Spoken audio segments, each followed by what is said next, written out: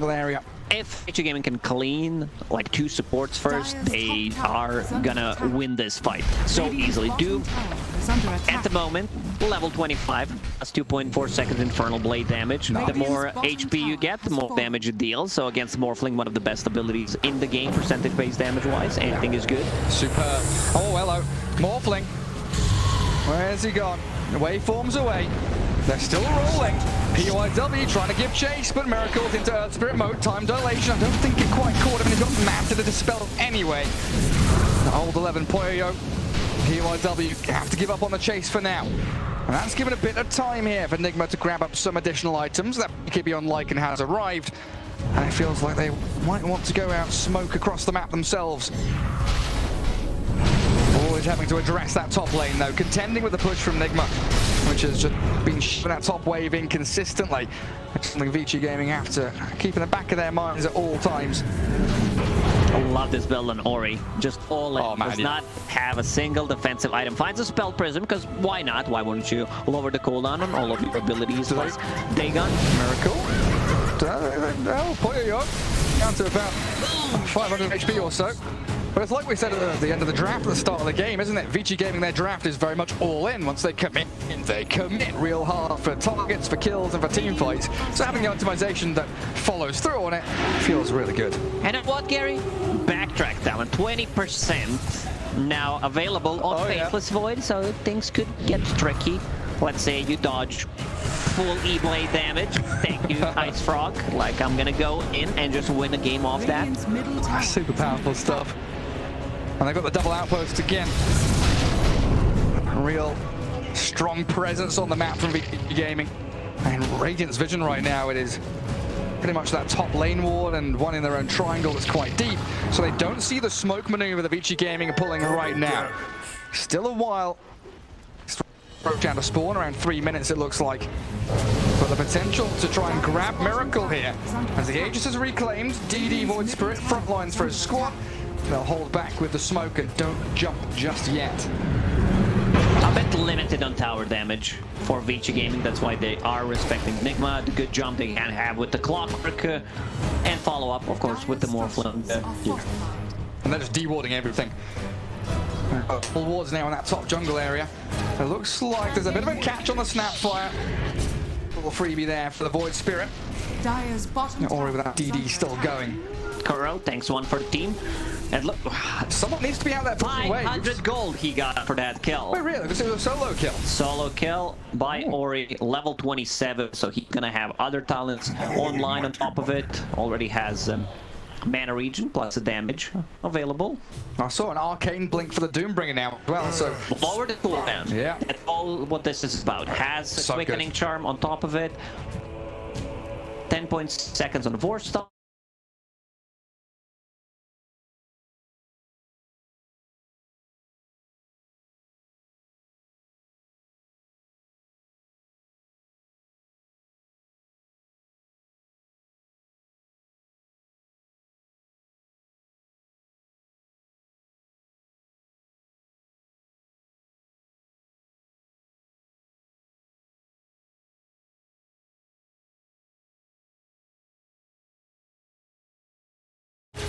This next team fight is it's just gonna end the game one way or the other. People are gonna run towards the buildings and we still have buybacks. 9 out of the 10 heroes will have a buyback available soon. The only one who's not close is Mind Control on the darts here. Oh, he buys the Scythe of Ice. He comes in, but Ori's out. They don't get the finish. That Kaya Sanj helping him to slip away from MC and Miracle. Miracle playing a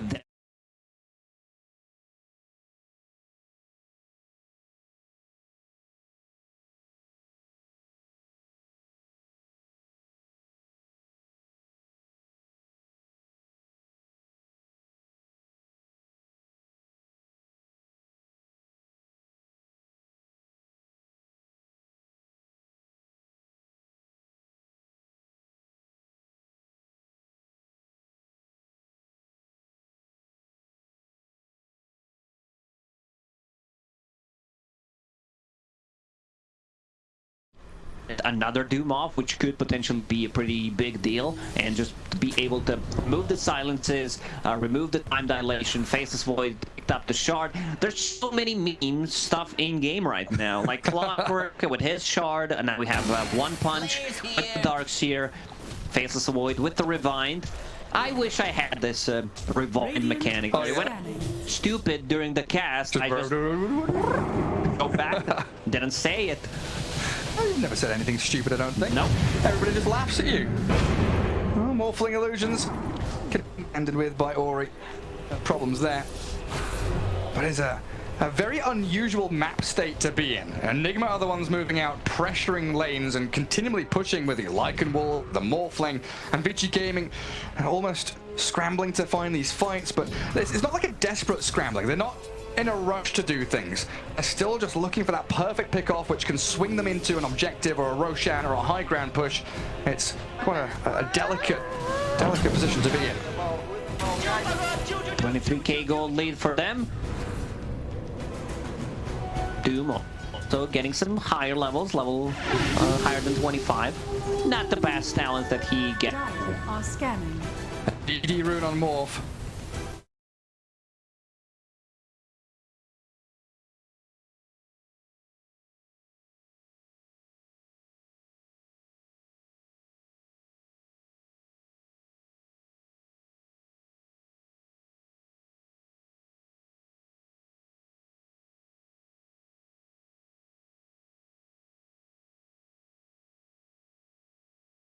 And it looks like they'll stab into the back lines. The Morphling side the buys, catches the Doombringer, but Poyo forces him back. Miracle is shoved into his own jungle. Vici Gaming come out strong, catch the Miracle Morph and zap him with a Dagon. A death photo. Picks up that final touch.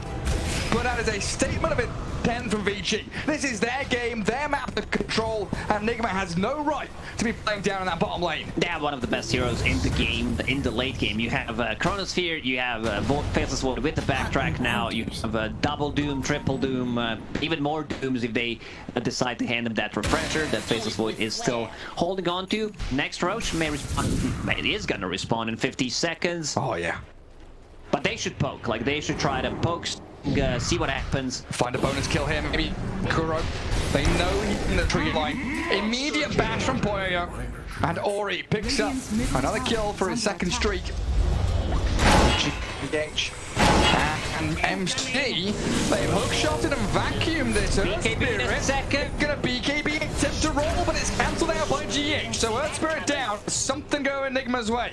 But the push is coming. Like, you did not expect aggression from offlaner and position 4, who are the only ones who are alive at the moment, and they've got a pick up. They're still gonna have to contend with this actual shove into their base. Look at mid lane. They've got creeps coming down to tier 3 tower. All up, but there's the dive coming in. The two voids going to work, pairing up beautifully, and we're gonna catch out this Dark's here inside the bubble. Old 11, hook shot it up. GH dead to rights under his own tier 3s. Buybacks are available for Nigma. Everyone has a buyback. It's just that if they will probably need to buy back if they want to contest Roche, because Roche is holding on to too many stuff right now. Four free items for them. Yeah, an absolute delight in that Roche pit. And there are the buybacks, just as you expect. Rocket Flare is going to try and scout out Vici Gaming's movements as well. And back to controlling the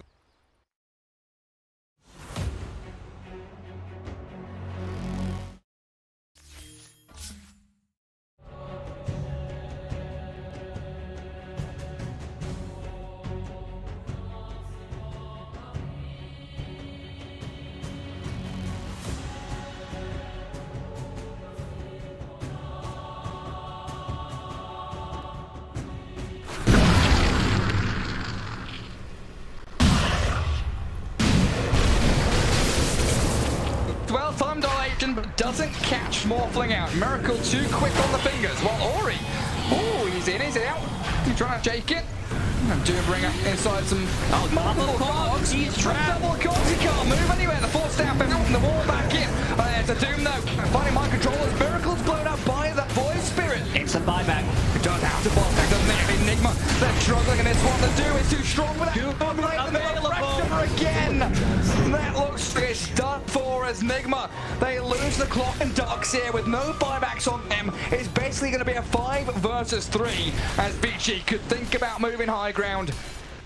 It's just that this Doom, he's like, they try to go on him, trap him with the cogs, there's just not enough damage. He's way too tanky with the heart, with all the armor that he gets from the items. And now they go inside the pit, finish it off, and go in. It's a 40k gold lead for Team Vici Gaming. 40 kills, 42k net worth lead now. Poyo grabs up that Roshan.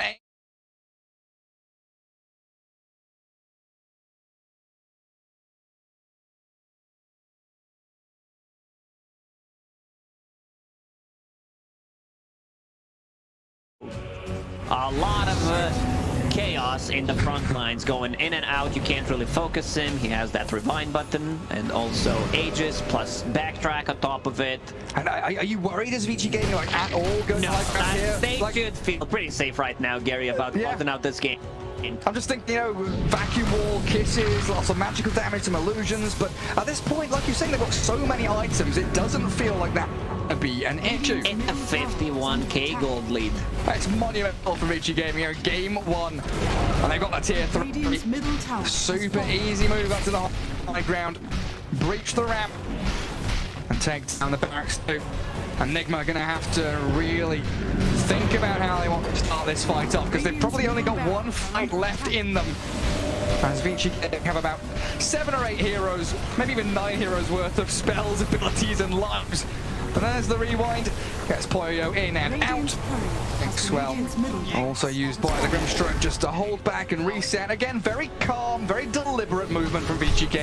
Green core plus spell prison Dagon is 12-second cooldown with how all much that damage? spell amp. 800 damage? It's 800. It's more than 1040 with all the spell amp that he's got. That's nuts. I'm doing math gas, Gary, while I'm casting. I'm actually not gonna just click the out button, but I was doing it. I saw you doing it. There's the catch on stage. Clockwork gone for 80 seconds, and they're just going to go and clean up the entirety of Nigma now. Looks like Fountain dive time for Vici Gaming with a 2-man chrono. Double Dagon, that's the combo. Both caught up inside, but aside the bullets. A hex from Nigma, but a turnaround coming in. RTW stand their ground. Poyo is too strong at this point. 1 hero remains for Nigma. You know what I always say, Gary, when it's time to call it, It's time to call it. It really is, because they have no business whatsoever in this game. Last man standing is that Morphling right now. And he can't defend against the 5 members of Vici Gaming, hammering away at your tier 4 towers and soon to be your throne. Game 1. I mean, it was close, it was competitive for the first, 25, 30 minutes. It looked like Nigma was the it. But Vici Gaming hold out. And there we have it. Game 1 in the books. Yeah, Nigma with Lycan as a second core. It was kind of a carry, you know, but Morphling was the real carry in this game. They needed to maybe end up the game more quickly. They had the opportunity. I think maybe a different itemization. We could saw Kuro going for Vlad's just to be able to get more damage, get them that lifesteal. Yeah. I think Lotus Orb was what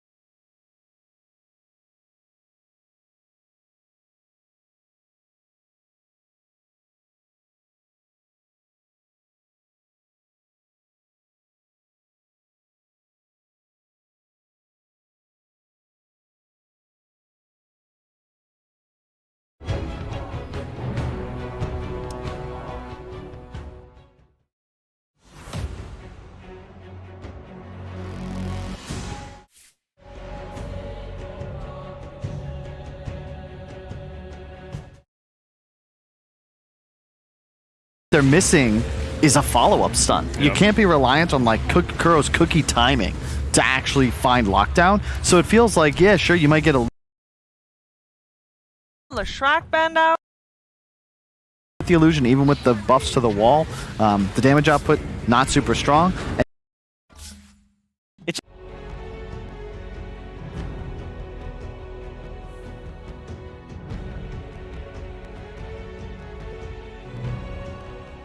Team Secret's turn to pick.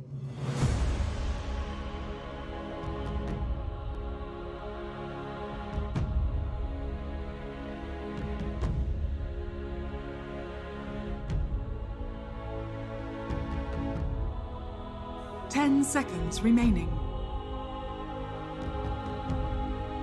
5 seconds remaining. Radiant team pick. Crystal Maiden. Team Secret's turn to pick. Mereska has arrived. De Gambit, ¿no? Que es esa combinación de Morphling con Cetro para copiar Shadow Red de la Dark Willow, y eso es devastador, déjame decirte, ¿eh?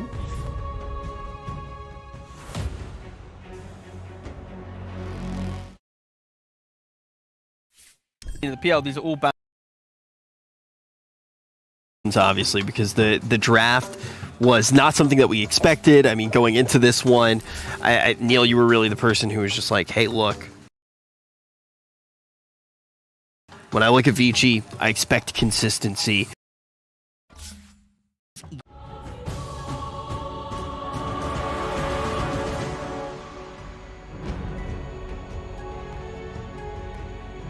Team Secret's turn to pick.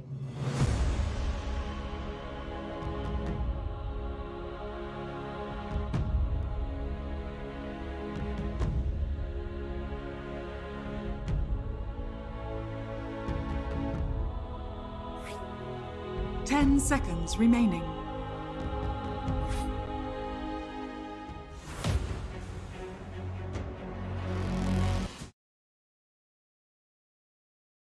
I mean, you do. It takes a while. Sounds pretty legit. No. But the idea is the CM is enabling the greediness of how Yasuo plays. Oh, Windrunner, you're right. Yeah, because it's about farm efficiency. So now Timber, Windrunner, these heroes are going to have to play their lane, spam their spells, get to their items a little bit quicker, and then you're going to have this annoying timing of a core Windrunner playing from the 4-row, and then Poppy, he's just he's a sacrifice. He's going to walk around, he's going to die a couple of times, but yeah, it's just enabling his team to play more. And now Void Spirit, this is what I mean about the draft philosophy of Secret when they're second pick. They're grounded by the 5 and the Timber. But now, the Void can be the carry of the mid. The Windrunner can be the 4 or the mid, you know? Like, you don't really know what's happening. And this is so scary against Secret is 1 strong hero, 2 flex going into last pick. It's very hard. It's definitely another hero, too, that abuses the mana coming out from the CM. Yeah.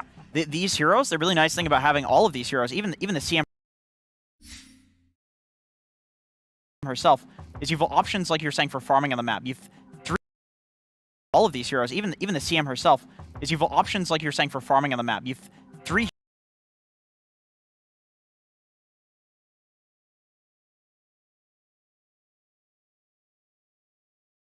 all of these heroes, even the CM herself, is you've options like you're saying for farming on the map. You've 3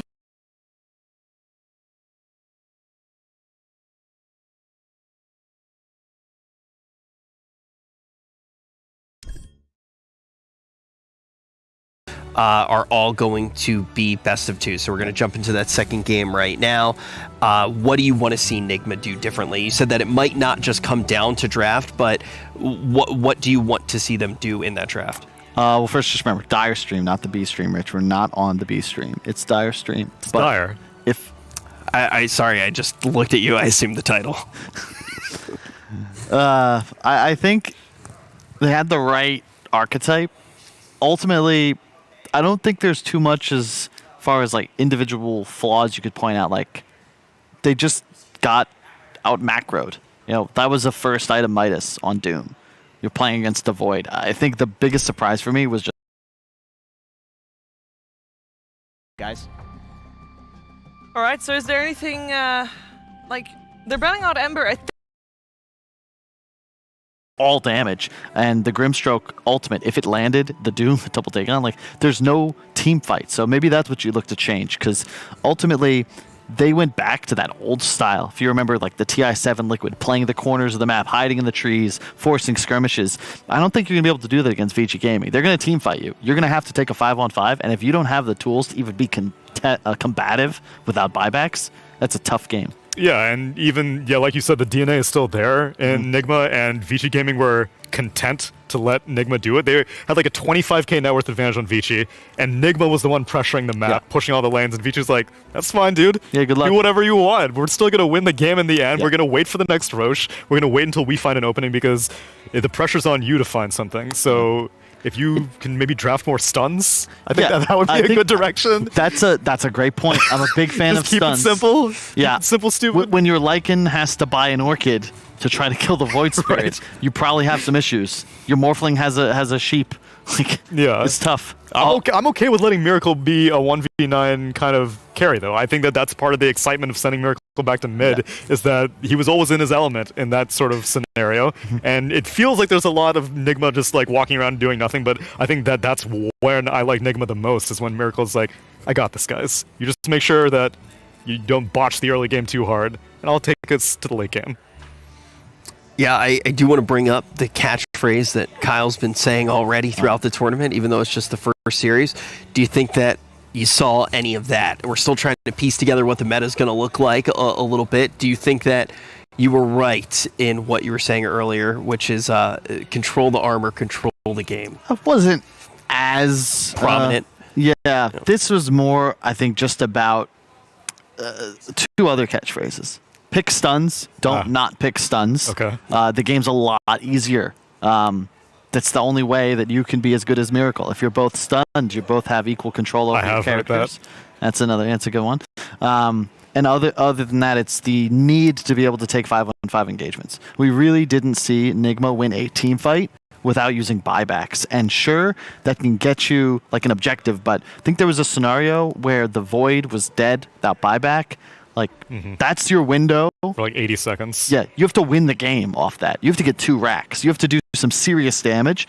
And if you back too soon, take a little win, like, you've basically now rendered yourselves incapable of taking a win for the next 7 minutes. Because with Doom off cooldown, Chronosphere off cooldown, you will lose the fight. You need the buybacks, and you have maybe 1 or 2 times in the game where you have to spend them and get a massive edge off of it.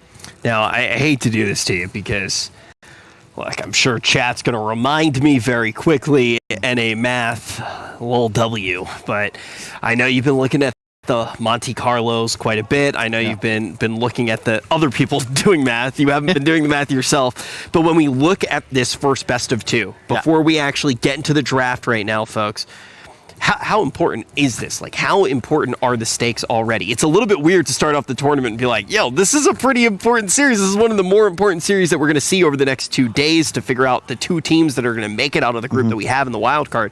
But when we look at Vici, when we look at Nigma, how important is this first series? Is splitting absolutely paramount here? How important does it actually feel to you? So in European DPC, I think week 1, Nigma beat Secret 2-0. 2-0. So Secret may be a little bit under control. That was only week 1 that was of DPC. Yeah, that was 8 weeks ago. It was 8 weeks ago, so don't know how much stock you can put it in, but they're competitive. This, once again, is just like how different everything actually feels. When you look at the league, it's like, man, like, I've lost so many inches on my hairline in this time between the last time that they've actually played. Only the front. I see the back is longer than ever. Oh, yeah, I mean... look at that luxury. That's what I've been working on in the year that I've been gone. Just desperately trying to get my hair back.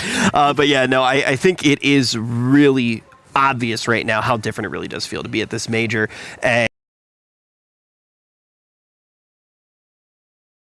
And while looking at... What do we look at as the barometer for how these teams are going to play against each other? Because for some of these teams, even in the same region, it feels like it's been a really long time. Yeah. And then obviously having this cross-regional play feels very unique right now. So for Vici, I wouldn't have been surprised. My prediction was that Nigma would lose this series because Vici, my frontrunner to make it out of wildcards.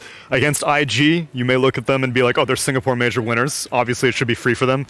They're getting a little lazy. In the Chinese DPC, that's why they're here in the wildcards, because they weren't really on their A game. So I think that Nigma could take that one. Yeah, and you also look at Secret, where, sure, Nigma took them down 2-0 a while back, but that was a very lazy secret. Like, they had pretty much locked up their TI invite. They were chilling, but you could definitely see like the ego kick in mid-season. Secret started trying a little bit harder.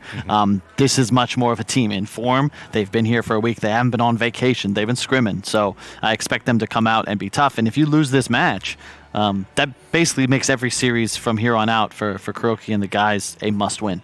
Yeah, it is a must-win. 2 teams out of 6 advance. They're in such a must-win situation. It's like, obviously, when you look at a major like this, you very much see the arcs. You see the anime arcs, right? You start in wild card. It's like your tuning exam, right?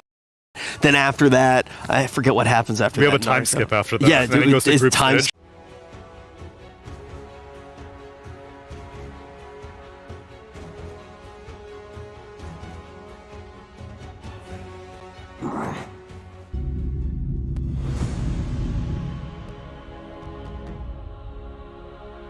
Loser bracket in the wild card, which is perhaps just being a series down. Which TI had the freest journey for the champion? Wings looked good for like at least 3 months before TI6, and so they were expected to be favorites for TI6, I think. Up there. And then I think both the OGs were underdogs. Yeah, I mean, my favorite is TI8 OG, ranked 18th. Wow, Wikipedia. I did not expect to hear that name at this major, but it looks like we are going to be getting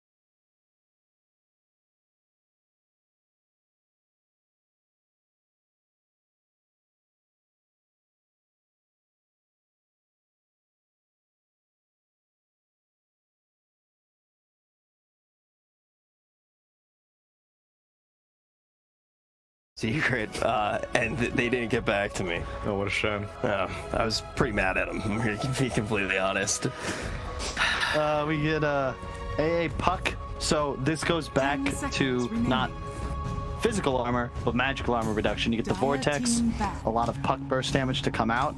That is a Grimstroke and a very thick Tiny. Yeah, that dude's been hitting the gym. That's a level 18 Tiny right there. It's like a lizard cosplayer. So they don't go for the straight up Soulbind combination. Doom is still available. They don't see the necessity to push it in first phase. And I'm surprised with the AA first pick, because Morphling's banned out, so you didn't really need to worry about that. And look at this as well. Nigma, they rotate a bit to a half and half with, I believe that's mind control behind the draft structure right now. ILTW has switched chairs. Interesting. That was MC's chair before game 1, so perhaps a little bit of role swapping going on. I will say that I prefer ILTW on team fighters, and they put him on a Lycan, and so maybe he was getting involved. And he's like, "Yo, it's cool, man. Like, I'll win the lane, I'll push it." And now he's like, "Okay, ILTW, we're gonna give you Juggernaut. It's fine." I mean, I just like this will likely be the Miracle Puck, and I think that this is. I mean, who knows how many more times we'll see it. We got to see the next 2 days play out, but this is we really haven't seen Miracle play for years. He has not really been on playmakers very often throughout these DPC seasons, throughout the last couple of years. He's almost always playing that hard farmer priority, and even I kind of like this. This hero specifically, I remember T-Gov went on quite a rant on how China does not care about Puck. Not at all. And I can confirm that after because that was like a 2 speed that he made. Yeah. Week 3 through 6, it remained consistent. Puck is not particularly popular these days.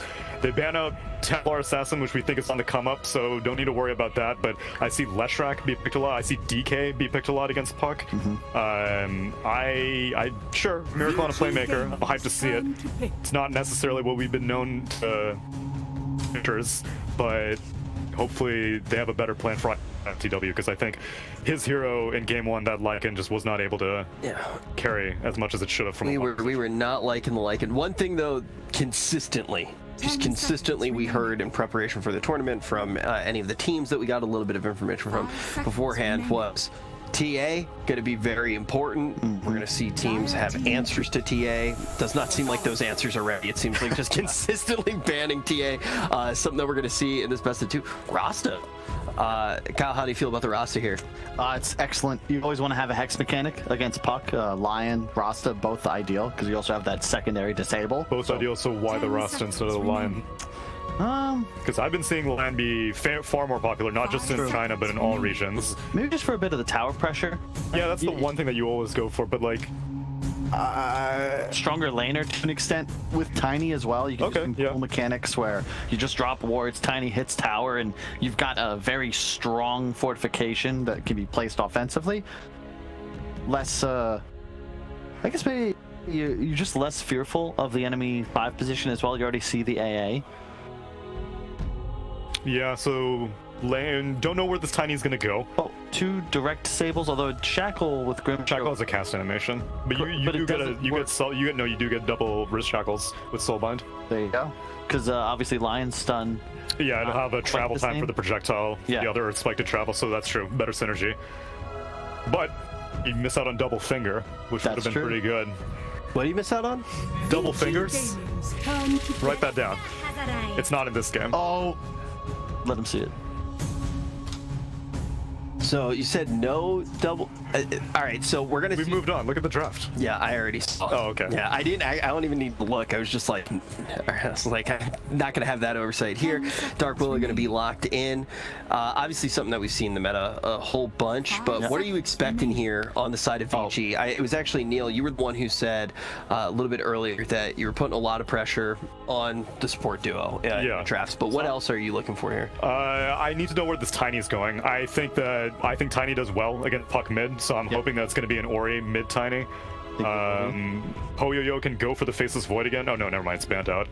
I love the synergy though. Like we saw this again. It's in EU. Like EU Western was all about Puck. It was consistently first 2 banned, first 2 picked, and this was a combo that we saw come out later in the season where you get the huge AoE fear from Willow after coil's been placed. Pretty easy to hit there, stuck in the coil, and a lot of the damage, almost all the disable, like that's from the snap of the coil. If you can force that, that's huge to win a team fight, especially when you consider how squishy that support duo is for Vici.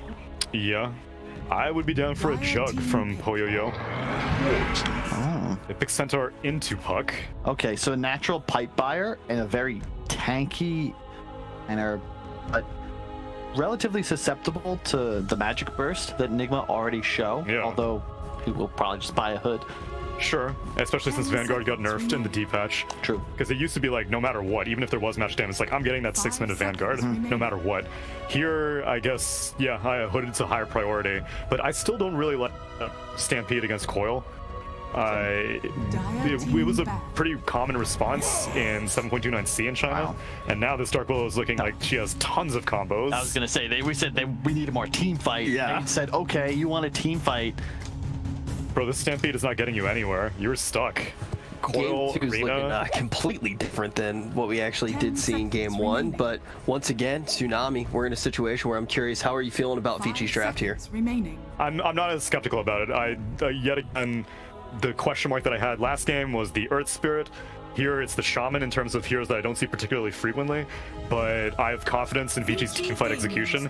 Nigma had minimal teamfight execution in Game 1, and so I'm much happier with their comp, even though I preferred it in Game 1 also, because ease of execution, term, it's commonly thrown around. This is a very easy team fight to execute. It's the Bulba coefficient. How many team fights are necessary for a team to win the game? Okay. And if you're in a scenario where you just need 1 and that's it, and the other team needs 6 or 7, then typically the team that only needs the 1 engagement is going to be favored. In this case, I don't think both drafts look solid, right? We still need to see the carry heroes. We need to see the scaling potential. So Poyoyo generally prefers later game carries. ILTW generally prefers mid game carries. I still think Jug is good for both teams, honestly. Vici Gaming, Jug being able to spin out a Coil and Arena would be nice. Lifestealer's banned out by Vici Gaming. Meanwhile, Nigma are banning out Terrorblade and Phantom Lancer, so Illusion heroes. Just surprising, because I feel like they have pretty good Illusion clear on Nigma. Unless there's a carry that they want to go for, like Ursa, who doesn't deal well with illusions. You know what we could see out of Nigma? This is a pretty nasty Drow game. Yeah. I've seen that hero picked up a little bit more. Drow, you said? Yeah, with PL out of the pool. Gives you the tower pressure the draft is missing right now. Only because I'm seeing Tinies not get Dagger as early as they used to. Because otherwise, if it does be a mid-Tiny on Ori with a Dagger Rush, then I do think Drow could get a little bit pressured with Stampede as well. But I think that a ranged core would look really nice for Nigma. Yeah. Something that rains in damage. You want to be able to pretty much just explode anybody caught in either an arena or a coil. Dire team pick. The way that Vici have their lineup set right now, it's about absorbing damage, not avoiding it. So you want to have something that really threatens the Tiny or the Centaur if they're the ones you're forced to target, because that's likely how they're going to play it out. Okay, so they do go for the Ursa because that's why they banned out all the illusion carries. That's an Ursa. That's an Ursa. And it's probably going to be an Ursa Diffusal because that's the only play that you play Ursa these days. And Poyo-Yo Nasty. Spectre. All right, now that we have all of the cards in front of us, how are you feeling this time around, Tsunami? It's way more even, at least on paper, for me. I don't... Okay, so if we go with team fight coefficient, now that Vici have a late game carry, that coefficient gets higher. Yeah. You need to win more team fights because they cannot push particularly quickly on Nigma. No one hits towers. Nobody. That's the big concern I've got right now, because once again, Vici, they're buying insurance. They're saying, look, if we get this to 30, 40 minutes, you're going to be in some serious trouble. Spectre has a dream game right now. It's AA, Willow, Puck, like these heroes hate to just be all of a sudden ulted on, shadow stepped on later on in the game with the shirt. Like, you're in big trouble if this game goes late enough. And to Tsunami's point, like, the big fear is that once again, Nigma do not have any natural methods of pushing towers. Meanwhile, Vici, yeah, they have more of a late game lineup, but they're just gonna run a strength hero down a lane and drop wards and dare you to defend a tower. All right, what's the key thing to look out for, Tsunami, as we jump into this second game of our best of two? If Nigma win, it's going to be really fun to watch because it's going to be a lot of flashy team fights. And if they lose, it's going to be very boring because Vici are just going to avoid every single fight. Spectre's going to get huge, and she's going to carry the entire game. All right, so if Nigma wins, it's going to be very much like... Actually, you know what? I'm not going to make the analogy. I was going to make actually the worst anime analogy ever, and thankfully the game's ready, so I don't have to do that right now. I'm going to throw it over to the casters, and we're going to get into this best of two, second game right now.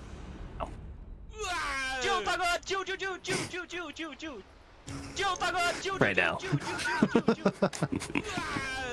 Prepare for battle.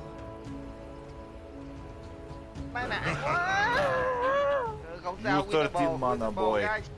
458 có đài bắt ở đây không? 458 đài bắt rồi. Muốn giết một con rồng máu mà chạy thành sông.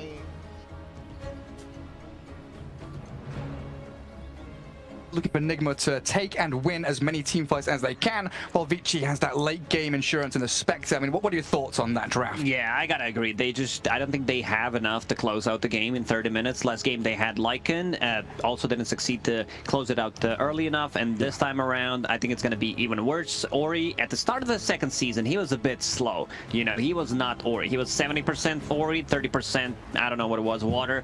30 seconds. But at the end of the season, it's the good old Ori, you know, because we used to have high expectations of this player, what he can do, and we can see in the previous game he ended up with what, 21, 22, and 1 score in the end, and in this particular game also he is the king, because you're playing into Dark Willow, Puck, and Ancient Apparition. These heroes are just food for you. Like one combo, you delete one of each heroes, keep repeating it, hashtag repeat, and keep going in and out. Also, it's a good matchup for Tiny on the mid lane with the addition of the water runes, so he can be pushing out the wave, use avalanche, 3 grab, 3 toss, and then just outpoke the wave.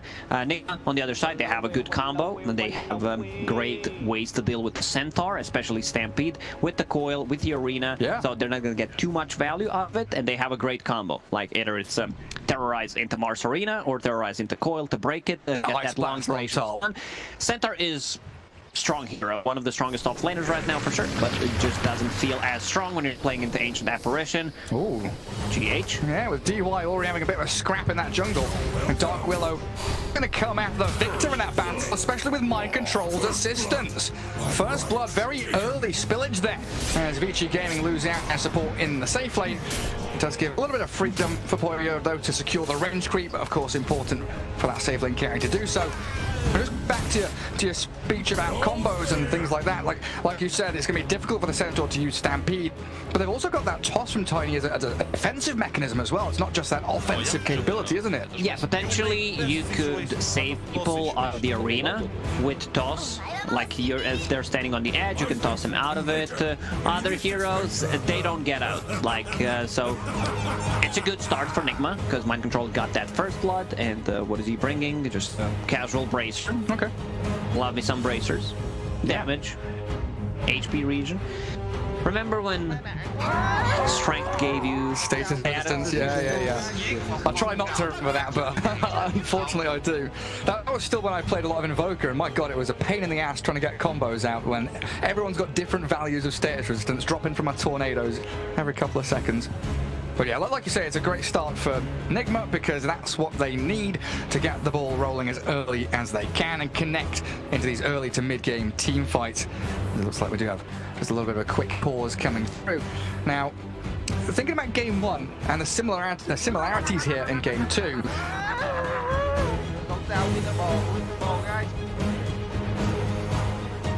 I'm done. Alright, steady, baby.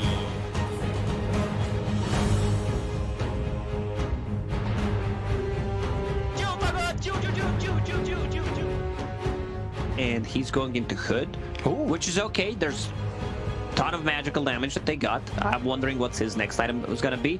I don't think Battle Fury is viable anymore. Diffusal Blade is the thing. Okay. That's something that China has kind of pioneered back when Battle Fury got nerfed. So just allowing you to play faster?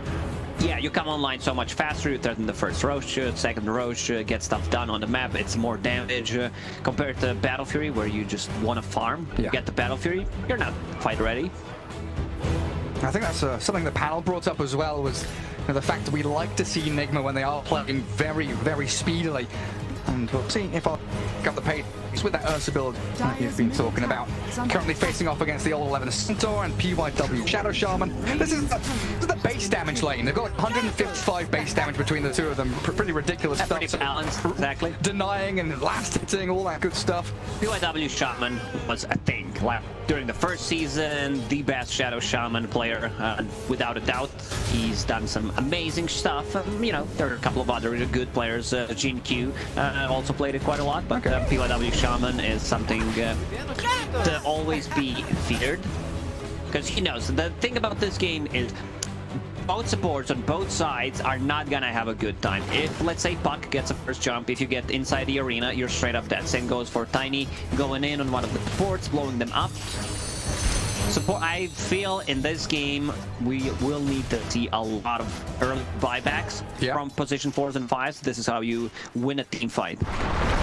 Carl was mentioning the ability for Vici Gaming to send strength pull down the lane and have Shadow Shaman threatening with wards.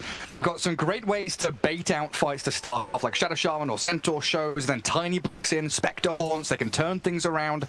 So I think Nigma have to be very much on their toes and maybe even see some of these early maneuverability items, whether it's the Blink Daggers or even the Yule Scepters, to be able to counteract Vici Gaming's game plan in that regard. And the mid lane probably just going to be a farm trade for the most part, would you say? Tiny against the Puck? Puck doing much better than I expected. There's a full wave coming to Tiny, that's why, because it's a pretty even matchup, I would say, where it can go both ways. If there's like a rotation, if Tiny gets his rune stolen, then he's going to struggle a bit, but yeah, he can also get a kill on Puck with his combo. So far down bottom, and DY's definitely leaving a sour taste in his mouth, but so far hasn't really fed away too much more. This threatening lane from Nigma, actually going to get onto the Spectre now with the Chainstones, but pops the one and a little Fairy Fire to keep the Spectre alive. Interesting build from GH. I've seen different builds. I've seen him going for max Shadow Realm. Walled 11. Cold Feet snaps on him. He turns! Oh, the double edge! Trades his life out, but killing that Ursa off. Beautifully done. This is a killer lane for Vici Gaming. No points in a retaliate. I think he needs to get it like right now, but 1-2-0 build is kind of a thing when you are paired up with someone who can just disable them, like Shadow Shaman. Yeah. But to go back to the Shadow Realm talk, I've seen GH maxing spell. This time around he went for 1 point in Bramble, 1 point in Cursed Crown. I'm a big fan of Bramble Maze, where Bramble gets them maxed out, especially here, where I don't think you get too much value from the Shadow Realm. We'll see what he decides to go for, just more control and more damage, like laceration as well, is a great setup for Mars. Yeah, exactly, especially with that Mars, you know, spearing people through brambles, getting the Cursed Crown stuns set up beautifully in that bot lane for themselves. As it looks like Ori, yeah, like you were saying, pretty even matchup in the mid lane against the Puck. We'll wait for that kind of 6-7 minute moment where they decide to rotate and come into the side lanes. That's still a good 3 minutes away. So it does have to be the... Oh, Miracle dropping low. Pops the water rune on mid. He's turning back onto the Tiny. Ooh, orbing forward. He's fine, has a bottle. Magic Stick, also Fairy Fire to work with, but needs to be careful now when Puck spells come off cooldown. There are no bounty runes to be picked up. Yeah, so you would wish someone dies in this situation, like one of your side lane supports, they die, come back to mid lane, refill the bottle. I'm not even kidding. Oh, you're reading my mind. That's something I've been saying for ages. Yeah, just wait for DI to die, come and refill the bottle. Thank the position 5. Spam out some salves and bottle refill. Oh, they do get a catch on Tiny. There's the coil with a GH rotation, picking off Ori. And that's Miracle hitting level 6. As PYW thinking about the go on Kuro. Can't keep the chain start going. And of course, Old 11 wanting to play the lane and not get dragged away by the pesky support. I gotta say, Old 11 has been more stable. One of my favorite players in terms of like doing fancy stuff, throwing the game, overextending. I like these type of players, you know, but he's been more stable lately, just doing examples. Yeah, for quite a while, in my mind anyway, he was somewhat of you know, budget ice, where, like you say, he had these real crazy plays. He was able to get in the face of his opponents and cause havoc. I always say about 11, either he is the best player in the team or like looks like the worst one, and no in between. But yeah, he's become much more stable, you say, as of late. As we gather up in towards the rune spawn time, GH takes the haste, and stunning DY caught up in the Bramble Maze with a combo. Tiny's in, the toss, it does catch Miracle, but he's jumped forward to his orb. Now caught out as the zaps him down, and DY taken out by the Shadow Realm, but they've got Tiny and Shadow Shaman both here on the GH Dark Willow. Madaska gonna haste and run away. Old 11, very close to death. Oh, doesn't catch. Oh, that was close. Shaman was teeping top to buy mana boots. Combo again. GH, has he got Shadow Realm? And he looks like he's safe and sound regardless with a wand. Rain Shadow. Plus a fluffy hat is the thing to buy on support this game. The counter. Exactly, the tiny counter. And mind control, he's been left alone for a decent amount of time, but he's top of the net worth, given a good early laning stage by the Willow. 3,100 net worth for him, so... What we're seeing, is it going to be the Blink, is it going to be the Yules, or does he go Hood first? What's the plan for MC? For MC, I wouldn't mind seeing a Hood or Blink into Hood to decide, because what Puck decides to go for, because right now he has a Witchblade, which I'm fine with that, just to be able to shot the supports. Oh, it's a smoke. Oh, he spots them. Avalanche to stop any attempt to jump up to his high ground. So he dodges the gank. And it looks like Nigma also wanted to try and scout out some stacks in that Radiant Triangle area too, and maybe get some vision down. Poyoyo is level 6 in Spectre, but does not have mana to work with. He's bringing some rage power treads. Let's see if DY has one mana to work with, so he could potentially use it on him and then play. Yeah. Global presence is very strong for Vici Gaming with this third tiny blinking aim. You follow up with the Stampede, possibly, so very maneuverable. Yeah, they're everywhere on the map and nowhere at once. Tiny finding the Dark Willow. Not going to save her from the onslaught that is PYW. Shaman, oh, hang on a second. They've slipped the Dark Willow away. The Stampede, but into the coil. Now PYW's the one that's stuck. Shackles. Nigma have backup with GH and Kuro both still lurking around. And PYW the one that gets found and killed while GH survives. GH is level 6, 8 minutes in. That raindrop already expended every single raindrop charge. I would not be surprised if he decides to buy another one. They spam the raindrops, keep him going. And he's pairing up with that Kuro Ancient Apparition. Looking up towards the top lane, safeguard ILTW's farm. He's got phase boots and that ring of health heading into the hood. Plus a chipped west on top of it. So Oh, yeah. a lot of region sitting at the tower, 11 per second. Old 11, he's going to slip away. Hides in the trees, went for Vanguard himself. Probably going to go for that Vanguard hood into the Blink Dagger. Pretty standard stuff. Yeah. From the Centaurs these days. Just want to be able to tank up, not necessarily get an early Blink Dagger. Because a bit later, oh, there's the combo. Tiny. Combos up the Ancient Apparition, kills the Courier with his nice little trip toss back towards it. Again, they have multiple heroes that benefit from Inkwell. You have Tiny, one of the best ones. He goes in, especially with the Blink Dagger. And I'm a big fan of Tiny's not upgrading the boots instead of just rushing the Blink Dagger. Miracle. He'll all the way. He saw that one coming. Ooh, that was not quick enough from PYW. And GH still going to caught him. He gets the Bedlam out on the general damage. PYW, he's going to get caught by the Miracle. Backstab coil hits 2 mana. Double kill for Miracle while Ori gets away from the cold feet in the Vortex. GH trades himself, but this time 2 kills gathered up by Miracle and a stack being claimed thanks to that Magic Amp and the level 4 Orb Waning Rift. They needed shackles straight away. PYW not executing perfectly, hexing, but not using the shackles straight away, which gives enough time for Arquillo to use the Shadow Realm. Still, no haunt, not even a point in it. Just maxing out the diversion, going into Blade Mail. Pretty standard stuff. Power Treads in Blade Mail, Manta style. Most likely Scotty, just the tank up. Maybe even like Manta Diffusal Blade. I'm a big fan of a Diffusal Blade in this match particularly, because it just feels really good. Battlefield got nerfs, so you gotta get something other than that. I'm getting closer to Blue Dagger. Tiny, can he blow him up? Arena available. Terrorize with the spear. That Inkswell's not going to do very much. And GH, the slippery devil he is, yet again, out of the grasps of Vici Gaming. And what was that? 4 heroes brought down to the Spectre lane as they stampede top. That's the old 11 away from ILTW. Gary, it was get faster from the bottom lane to the mid lane with that stampede efficiency. He also runs away. The macro play. Yeah, bottom lane, ALT flying. Where's the follow-up? They're looking for looks it. pretty dead. Beautiful setup. Good call. There it is. Slay the Spectre. Unexpected. As Vici Gaming, like you said, had moved from bot back to mid, and Nigma, they find their opening. There were no wards. They have 1 ward behind the tower. Shadow Shaman ulti dropped on a mid lane plus a catapult. No AA ulti. They know it for another 15-ish seconds. Taking the tower. Tiny, 12 armor, and it has a Blink Dagger now. Oh, it does. ILTW and Miracle try and defend that mid lane against the Serpent wards. Killed off the catapult. The wards are all gone. And mid tier 1 looking a little worse for wear though. Around 300 HP. Let's see Ori if he decides to use shovel once. Like near the shop, you can swap it, but he is bringing it to old 11, it seems. Or we're gonna give it to DY. DY, you're a kobold right now. Start digging. Is it gonna be a kobold? No, it's a salve. Give that to old 11 straight away so they can stay around.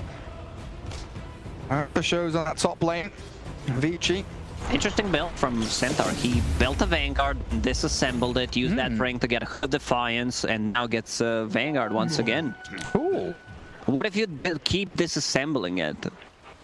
Disassembling the Vanguard and over then you and over again. disassemble Vanguard, you get a Lotus Orb. Or an Aeon Disc. There's a few things you could do with that. I think it's a bit of an underused mechanic, being able to disassemble certain items, especially for Bristleback, where you can like he builds into many items, but to hood Vanguard, disassemble Vanguard later on, you get a Bloodstone possibly. There's so many things you can do with it. Limitless options almost there. That's a good point. Well, Miracle has his Witchblade. GH, Kuroki, both level 7. And they would love to get some action around this Dream Coil. Yet again, going back to what Powell was saying about needing to win team fights. And they'll have to defend up. He doesn't die. He's too tanky. That Hood of Defiance, maybe he got surprised. You know, didn't click on a hero. I see certain players doing it. But this very Shrinker, they're going to have another Tombo pretty soon. Yeah, that's the big item you get on Tiny. That extra bit of a burst sometimes that you need. GH, Inkswell, in comes the combo, blows up the Dark Willow, and another objective secured by Vici Gaming. That's the systematic maneuver that we've been expecting from them, tower to tower. Every single time there's Shaman wards up, they rotate to one of the lanes. And they stampede forward. They know RTW's nearby. They're going to catch him without his in range. He's tossed back into DY. RTW going to turn and try and fight in the arena with a spear and the ice blast. coming in. They're going to take down all here with a nice blast and sling it. Miracle with a coil catching the Centaur too. The Hex, PYW and Poyo get into the back lines with the Ancient Apparition. The lines also going to connect onto the Puck and the Mars. But PYW's down and Poyo left here without any backup. Nigma surround the Spectre. Now there's no retreat. RDW, he was the one that was initiated on, gets a double kill. Oh, DY, he's fine. TP's home successfully. This build on Ursa allows them to take these earlier fights, because without the hood, he wouldn't be tanky enough. In Miracle, he is, once again, having a blast. Both of the mid laners pretty much, but this time around, Miracle having a better time. I don't think you get this kill. The Dark Will, oh, does she have ulti? She does, but still respecting the damage that he can tank, plus also the TP rotation. Tiny's in. Look at that. Straight onto Kuro, but you said it, the counters there. The fluffy hats, the fluffy hat for AA. As PYW down in the river, isolated, taken out quickly by Nigma, move forward aggressively, great spear back. Mind control, finds the pick, and the large blast them into oblivion. A double for Miracle, and they want Old 11 now as well, apparently. Tanky Centaur be down, I mean, DY's being dived by the puck. Old 11 in the cold, feet snap, and DY down, a triple for Miracle, and GH picks up the 4th. Yeah, that like something that I mentioned, you know, but fluffy. I've seen Mind Control getting multiple fluffy hats. I didn't mean that for this particular game. If you get more than 2, that's actually griefing. But 2 is fine. After the apparition, we see him sitting at 1300 HP. We have Dark Willow also having just 1 casual fluffy hat, which allows you to not die after Tiny using a combo on you, and very quick rotation from Nigma. They understand, like, there's no Spectre Haunt, there's no Stampede. Let's try to make stuff happen. They kill the tower with the catapult wave on top of it. Pretty much the stars aligning for them. Oh, absolutely, and now they've got this Miracle Puck with Blink Dagger. It's big, like it's Puck with a Blink Dagger, it's Ursa with a end of the Fusil Blade in 200 gold. It's time to keep playing. Just keep on running at them. PYW out on his lonesome in the middle of the trees there, and a good spear onto the Tiny. The combos just keep flowing for Nigma. One after the other, they get pick-off after pick-off, and Vici Gaming starting to crumble. D-wide, Ice Vortex slowed down. Miracle gets the coil, solo onto Grim, take him out. A lot of drawing on a minimap, like they are here. We know, we can see it. Apparently, Vici Gaming, they don't have any vision. Nigma, they set up a high ground ward. Like this ward will most likely get devorted, but they got the most out of it. Even if it's placed like straight away, you get a kill or 2. They can also protect that ward easily, and Centaur getting closer to the Blink Dagger, so he could potentially be the one initiating on top of the Tiny. Tiny now upgrading the boots, the power treads, going into Echo Saber. They need that a little bit of extra burst, like that second hit is something all you need to finish off a certain hero. Absolutely do. Absolutely do. He's going to try and farm that up at the top. Taking out some neutral creeps. Well, I mean, PYW, he just can't really show on the map. We were talking about the threat. Oh no! Of Mind Control suggesting another fluffy hat for Kuro. He's holding on to 3 right now. He's got 3 fluffy hats. Oh, he's the Ushanka King right there as they get the catch on to Centaur. He's popped his hood, back up and up. Oh, he's just destroyed by all the magic damage. You're not tanky. Like, they have probably the best setups in the game for AA to hit the blast. You have Mars, you have like even Dark Willow stun. And they're not really long cooldowns, are they? Yeah, they don't really rely on any of the cooldowns. They can keep fighting all the time, and that's exactly what they're doing. And soon you're going to have BKB on MC. He's got Blink Dagger already, so whenever he sees a target, he can jump in arena. While already, man, burn. Yeah, this Ursa is going wild on him. The Tiny's not going to last long. Yeah, he's going to try and blink away. He's pretty speedy, boxes 1. But in comes that Blink arena. We were just mentioning. Mind Control closes the door on the Tiny. Very clean game from Nigma. And just going in, keep fighting, not losing any of the heroes. And that also allows them to take Roshan whenever they want to, doesn't it? So if they win a big team fight, just straight into Rosh no matter what. Right now, Nigma is just controlling the big portion of the map, not allowing Vici Gaming. Like, Vici Gaming has vision inside the enemy jungle. They don't benefit from it. There's the spear. Snap the coil. Snaps it up, and Puck. Blade Mail causing a few issues as Poyo turns the damage back onto them. Haunts around, tries to run, gets himself a little bit of distance as Nigma. They do disengage. Scatter back to a bit of safety, but that's Haunt expended defensively. Something Vici Gaming would have been relying on to win a team fight in the next couple of minutes. Vici Gaming needs to tone it down a bit to try not to take these fights, get some vision up in their own jungle. D-board and play for a bit the later stages of the game. Delay. Nigma knows that because like they know that they can fight inside the rush pit, as you mentioned, and I don't think there's going to be any response. Doesn't look like. But I think you're right. Vici Gaming, name of the game right now is delay. Buy time. Go to shopkeeper. I know you have all these shiny items. Bro, do you have time? We need to buy some time. Do you have a loan, you know, any kind of credit system? Can I borrow a rapier? No. I'm going to save up for it little by little. That's now Aegis in the hands of RTW. And they've got some towers up top that should be pretty easy to claim for Nigma. And they are, yeah, pinging out to cut the wave in between tier 1 and tier 2 there, while also holding on to mid lane. So spreading out across that top third of the map and forcing Vici Gaming to be farming a little less efficiently elsewhere down towards bottom altogether. Interesting positioning from Tiny right now, though. It looks like he's scouting out. Creep skipping. Or is he just creep skipping? That's it. Blasted. Get the hell out of there. Yeah, cut that wave. TP's coming back from Miracle, though. Oh, he's hungry for this. Mind Control also arriving. There's the arena. Coil catches the Tiny out, and DY, he can't TP out. Soulbine's there, but what you're going to do is a grid stroke. You're just dead to rise. MC comes out with a double. Beautiful setup. Yet again. They were so ready for it. Like, exact moment when he shows up, and you can see that they know, like, the decision making, who's gonna TP to tier 2 tower, who's gonna TP to tier 3 tower. They, like, it's just really on point. Nigma, this game, 7-8 gold lead, 22 kills. To the 6 of Vici Gaming. Oh yeah, that's the lead. It's starting to spiral out of control. Much more solid position than they had in game 1, where of course they were leading in game 1 around this time as well. But it feels like if they continue fighting, battling, and reacting as quickly as they have been, Vici Gaming going to have some serious problems. And I like this. I like what Miracle is doing after finishing off the Witchblade. Has Deso, so he wants to be able to scare. And also going into BKB, he understands they got nothing. There's literally not a single spell that goes through magic immunity, so they're good to go. One of the reasons why Mars is also going for it. Ursa, after finishing the hood, has Shard queued up, which is yeah, goes Basher as well. Yeah, Basher on top of it. Just a casual one, because he's super farmed at the moment. The just smoke. piling up. The smoke's broken by Miracle mid.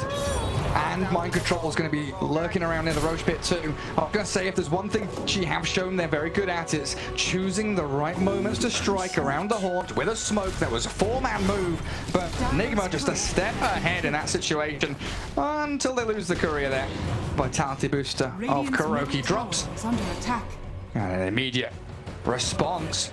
Ice Blast chucked down to that bottom corner, right-hand side of the map. Everyone from Nigma smoking down here, and I think they might have spotted PYW. They're going to TP out, though, as Vici Gaming. Better TP out. And also, he found the perfect item. Oh, rolls 11. All good and reliable. Fillet Stone, 11. Seems pretty dead, no one to help him around. Yep. Left down there all alone. And RTW continues to streak. And this map just...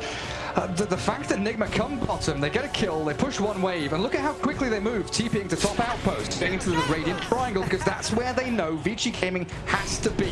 There's nowhere else they can farm, so they're keeping the pressure laid on very thick. Kuro, his item build. Like, if you've seen this in pub, you'll probably think I'm reporting this Overwatch case. And screw you, Tiny build. But this is exactly what it is, you know, just does not want to die to Tiny, and I believe he's also going for Eon Disc, which I really like. So he's going to be able to get his spells off. Most likely going to get procced by Spectre in a team fight. Maybe damage actually go. Blind Mind Control, they toss the Horn Illusion. Great Terrorize. Shackle's not cancelled out though. The Soulbite comes in with a big black stop. Mind Control's taken down, and it looks like Nigma still wants to turn a fight around Poyo. No man. But he just walks straight through them. No life. Miracle beyond godlike, and they want PYW as a cherry up top team fight. You kill the Mars, we'll kill the rest of you. Who's the third one? As he's out there. Grimstroke barely TPing home, but Tiny might not have the same luxury. He's being coil snapped and frozen in the cold beam. Down you go. A triple for Miracle. Miracle is just completely popping off in the game previous series. Now, like, that was a fight with Puck. Arcane Rune has phase shift attack, has the damage down on top of this, so just not enough. Like, they need to execute the combo, they need multiple Multiple spells, multiple shackles in a team fight, but it's hard. As we said at the start of the game, supports are gonna struggle. Because Puck, he gets the first jump, you can't fight. Like, you get silence, pretty much you're dead. Delay, drop for Nigma as well. Yeah, give that to Kuro, shall we? Buys himself a smoke as well. Definitely a sign of life, though, from Vici Gaming. Even though it wasn't a great team fight, they lost their ability to make moves on their terms, which is something that some teams can struggle with when they are so far behind. I mean, a 10k lead now for Nigma with all those items you mentioned coming into them. And that next Roshan just under 3 minutes away from fast spawn. But a BKB from the Mars, and RTW's aggressive jump to high ground. Headshot. DY nearly just dies, and a terrorize on the two of them. GH is going to come in with the help of the coil to fear them up. The Tiny dead, and the Centaur looking pretty screwed as well. Unstoppable Ursa back onto the floor. What's the control looking like though from Nigma? Is a spear, and the clear up from GH. 4 heroes obliterated. If Ursa gets any other item than what he's got, if he doesn't have Hood of Defiance, he's straight. Actually, different fight, but very nice itemization from my. I don't think I've been pleasantly surprised by someone just knowing how like good itemization can win you the game as in this one. Surprised by someone buying a Hood. No, as a carry, like this is, I don't think, like if you scroll through data, I don't think you would be able to see Hood Ursa as first item pretty much ever. I think you're right. So we used to see it a little bit on like Phantom Lancer, right? You know, PL Hood makes sense, but Ursa, yeah, not really something that we come across too often. Hello, you might stop, and then the Stampede to run away because they got the arena down, or he's blinked in aggressively looking for Miracle. The point going to manage to win, ripped up to the side, but not far enough. GH comes with a Bedlam though. He's to turn it back on the Tiny, finish him off with mind control. PYW on RW, and Vici Gaming hold their high ground to get 2 massive core kills. Mind control might even be the third one they grab. He's stuck down here in old 11, tracking back on the Mars. It's a good ice blast coming in, but after MC, he's not going to manage to get up the staircase. Turned on and zapped by PYW, while Kuro TPing, stop cancels it, ancient apparition, done for.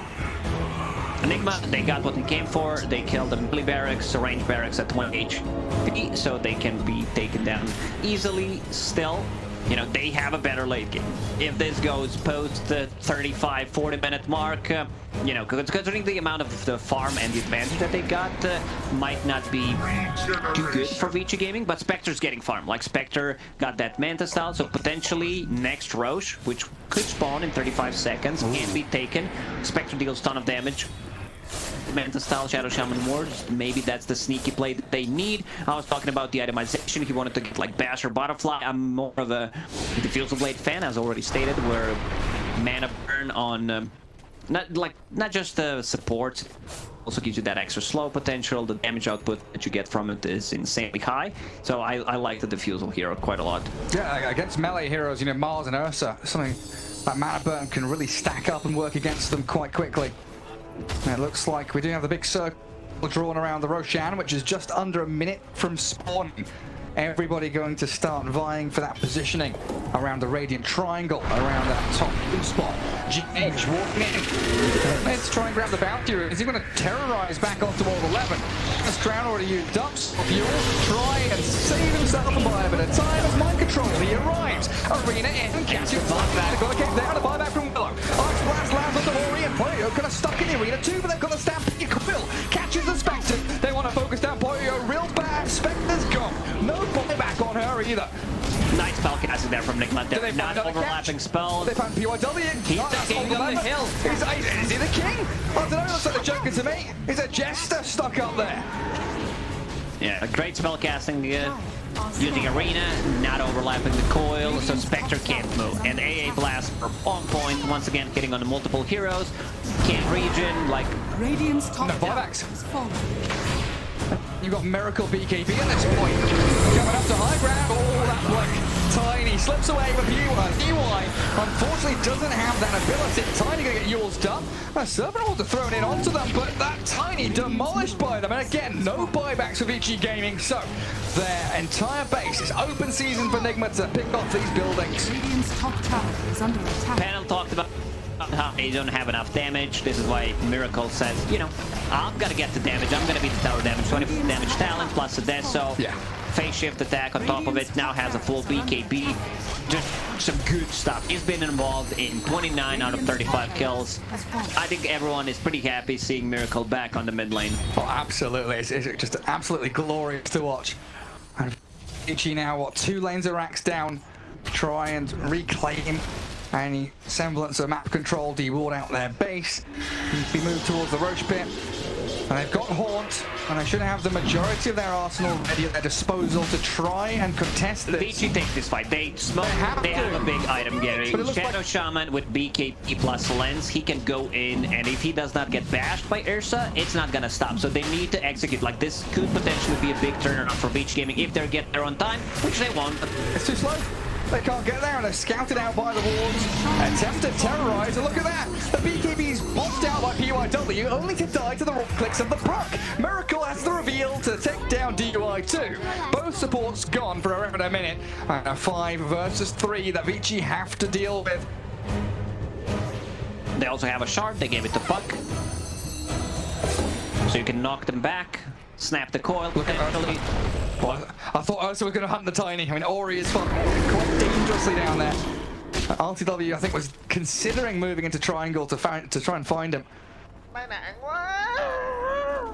Only 1 lane remains, though, now. Lacoste down bottom. Vici have 1 lane to defend, but Nigma only have 1 lane to attack into with the entire set of ultis and abilities. Now we've seen them utilize so very well. I just need a bit of vision. Just need to catch a glimpse of both Ancient Apparition and Mar. I need to make that jump. Ancient Apparition can die. 2 floppy hats, 1 in the backpack. Eon Disc as well, sitting at 1800 HP at the moment. They're ready to go. They're ready to go. On the high ground, Miracle just gets straight up damage. Right now, has a Crystallis in the backpack. We'll swap that in once he uses the haste. Yeah, get himself a bit speedy and then get the damage going. Not going to bother defending bottom tier 2, far too difficult in that real hilly terrain for Vici Gaming, so instead opting to push out top, hold mid, and defend with everything they've got down bottom. They start with the X-Roll stop. Old 11 just trying to chip away at RTW, put the fear into Nigma so they don't straight push high ground, but look at MT. He jumps up there. He whacks back the Tiny, and now RTW is in onto DY. Toss back the Ursa, but there's Teddy Bear. He's not messing around now. They expect a horn, but they lost their PYW shot. Both supports are gone. Terrorize coming into the Spectre Illusions. I don't think they got the real one. Miracle's going to have to jaunt away to the orb. Tiny wants it with a Centaur blink. He gets the cheese off. Survives the onslaught, and now the arena bashing up onto that Tiny. RTW clears them up. This might be it, and they call it. They actually call it. One thing that I noticed, especially for IG in the Chinese scene, they call GG. They understand, like, we can't win this game. A complete dominance by Team Nigma in the second game. They were all over the place, like, not relying on the cooldowns whatsoever to take the fights. Puck, great itemization coming out from him, you know, getting that Witchblade being very active, couple of good rotations, and just great itemization overall. We talked about that hood on he's Ursa. so happy. Well, he should be happy considering their performance in the second game. Yeah, real beautiful stuff. I mean, I know a lot of predictions were saying Vici Gaming looking the stronger team coming into this, so now picking up a victory here for Nigma, super important for them here in the wild card. Well, that's it for us for this series. We'll pass it back to Rich and the panel to break down what we just saw.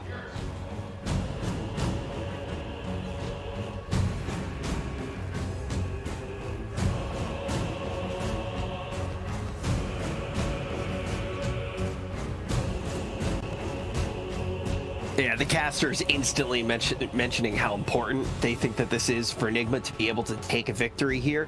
And looking at them now compared to when they were starting the day, I think it's pretty evident that this is going to be a morale booster. And they got another series coming up right after this. They're going to be our next series. But let's talk about how they were able to do it. Obviously, a very different second game, not only by result, but what we saw in the draft and how we saw them play it out, Kyle. Miracle on a playmaker. 41 kills in, what, 30-something minutes? Like, that's that's the team I want to see play. It was the same during the DPC season where you'd see Nigma come out, they'd play fast, they'd get a win, and then they just slow everything down. This time they did it in the reverse order, but same results. Like when this team gets a lead, when they have team fight, when they can actually battle and try to slay, that's when they look the strongest. Even the question marks that I had about being able to take objectives were raised at some points, especially they had such a net worth advantage, didn't really have an iron grip on the map. Spectre was able to get out every once in a while, get some farm, but I never really saw the dire half of the map after like